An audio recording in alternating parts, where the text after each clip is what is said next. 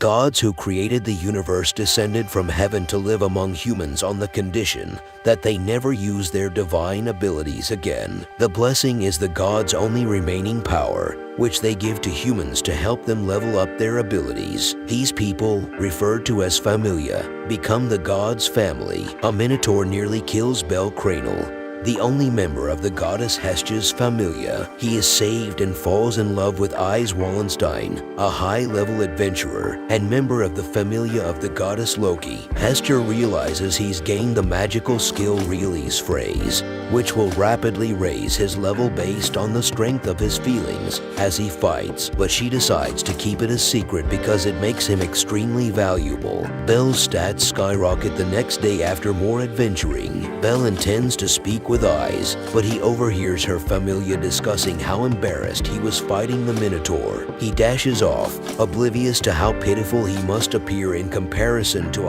Ys, and stumbles into the dungeon. To blow off steam, he slays as many monsters as he can and returns to Hestia the next morning, battered and bleeding but victorious and inspired. Hestia keeps Release phrase a secret from Bel, claiming that his improvement is the result of his hard work, and she tells him she'll be gone for a few days. Hestia goes to Hephaestus, the god of smiths, and begs her to forge a weapon for Bel. Hestia persuades Hephaestus to forge a weapon after hours of graveling in the Doge's position, on the condition that Hestia pay for it no matter how many centuries it takes. For Bel, Hephaestus creates an enchanted tent. An unnamed goddess contacts Loki in the hopes of finding someone in a familia she wants to buy, whose description perfectly matches Bel's. Hestia tracks Bel down and insists on a romantic date. The goddess, who has yet to be named, orders a captured albino gorilla monster to capture Bel. Hestia and Bel are cornered, and Bel attacks it with his original knife,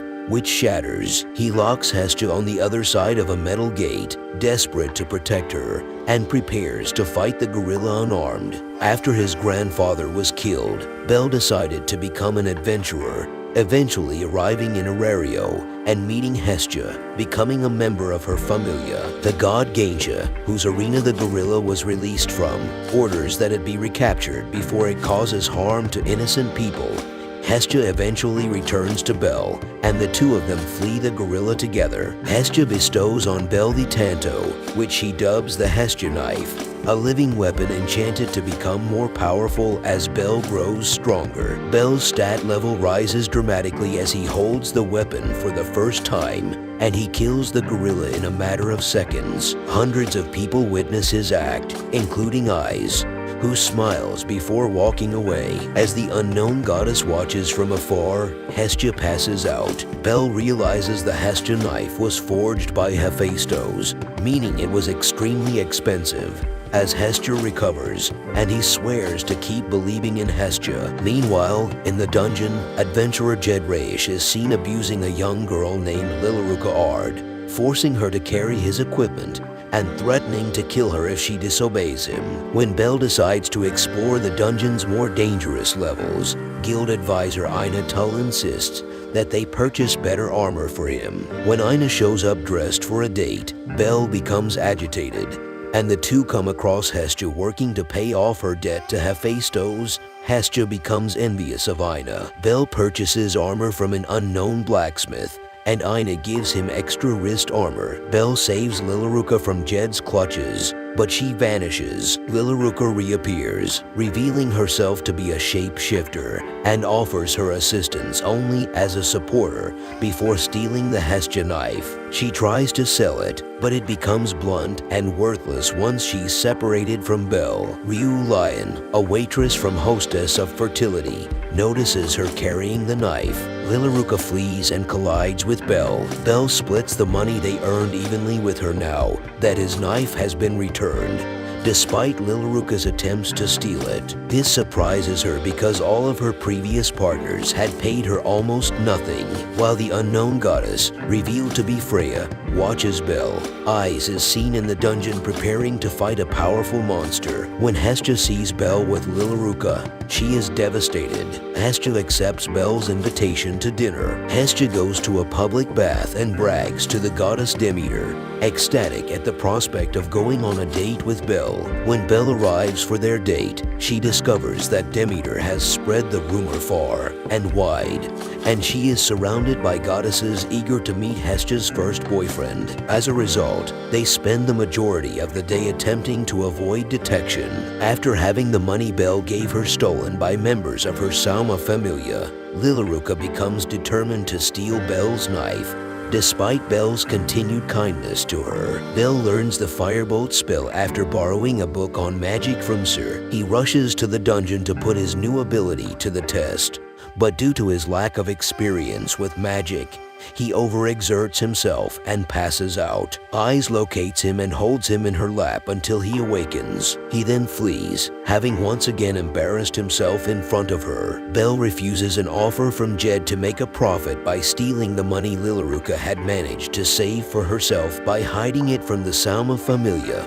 Lilaruka was forced to become a supporter after her parents died, and she grew to despise all adventurers. The Loki Familia discovers that the Sauma Familia have stopped worshipping their god and have started brewing a potent wine that has adventurers handing over their entire fortunes for a sip. Since he ran away from her again, Eyes, who has grown interested in Belle, has been depressed. Aina, suspicious of Lilaruka, requests a favor from Eyes. Lilaruka tricks Belle into fighting powerful monsters in the dungeon and steals his knife once more. Jed, who is suddenly betrayed by the Sauma Familia, captures her. Before being left to be killed by monster ants, Jed is killed, and Lilaruka is forced to surrender her bank key. She has accepted her death and is surprised when Belle appears and saves her. Lilaruka sobs and confesses to cheating or stealing from him on numerous occasions. Regardless, Belle forgives her and the two form an unbreakable bond. Meanwhile, Eyes, who had hid in the thick fog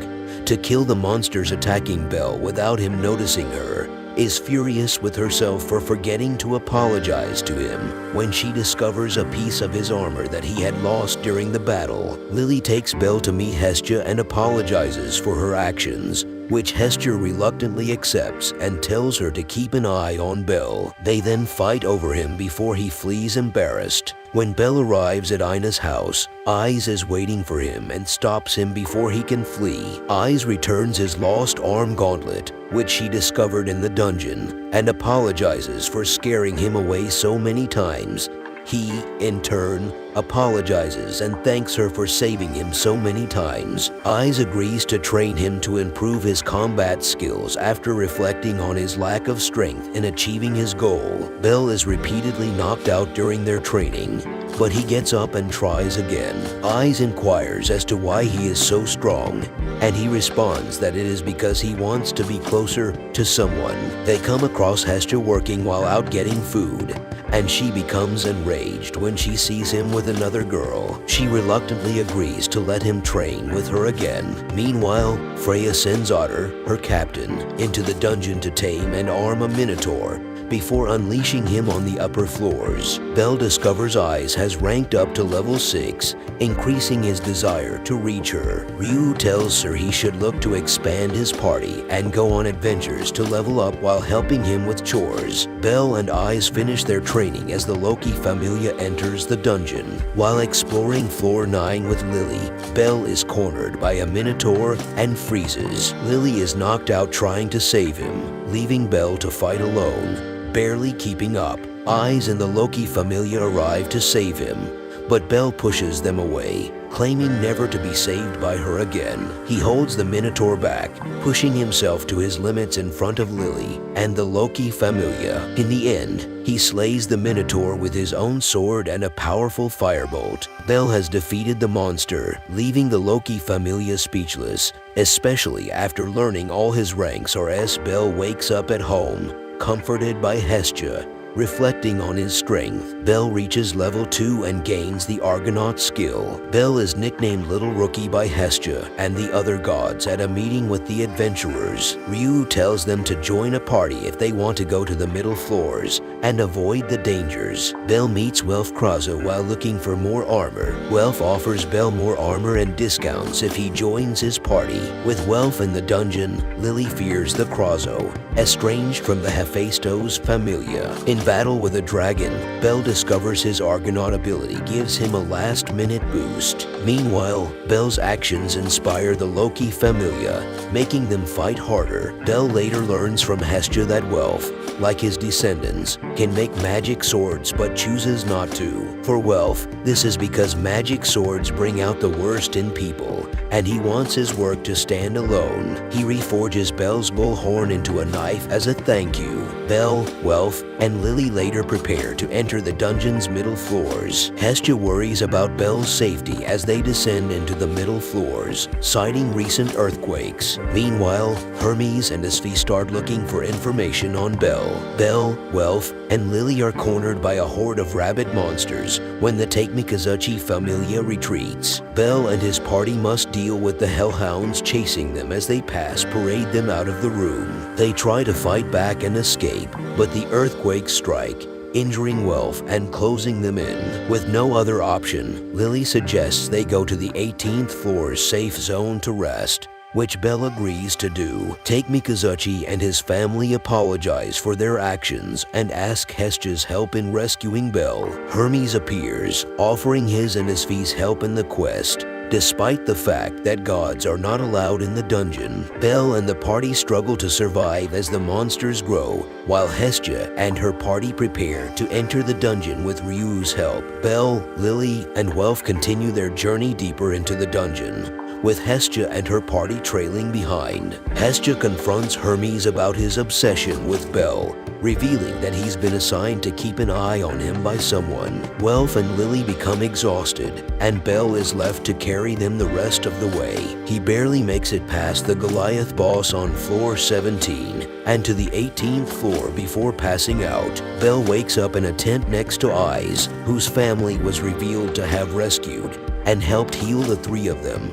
Bell expresses his gratitude and Eyes shows him around. When Hestia and her party finally catch up, with her and Bell reunited, they are treated to dinner as guests later that night, after everyone has recovered. Mikoto and her family apologize for their actions, which Bell accepts, albeit reluctantly, with Welf and Lily. Following that, Eyes goes to check on Bell and informs him of the town on the floor. Hestia, who has been listening in on the conversation, shows up and invites herself to the visit. Meanwhile, Welf is troubled by Hephaestos' suggestion that he reconsider his stance on magic swords. Bell and the rest of the group visit Rivera, where Bell runs into a couple of aggressive adventurers with whom he had a previous encounter. While the girls take a bath, Hermes takes Bell somewhere to talk. Bell realizes Hermes brought him only to spy on the girls and, while attempting to flee, falls in and runs away after seeing Eyes naked. He runs into Ryu, who reveals that she is the lone survivor of a murdered family,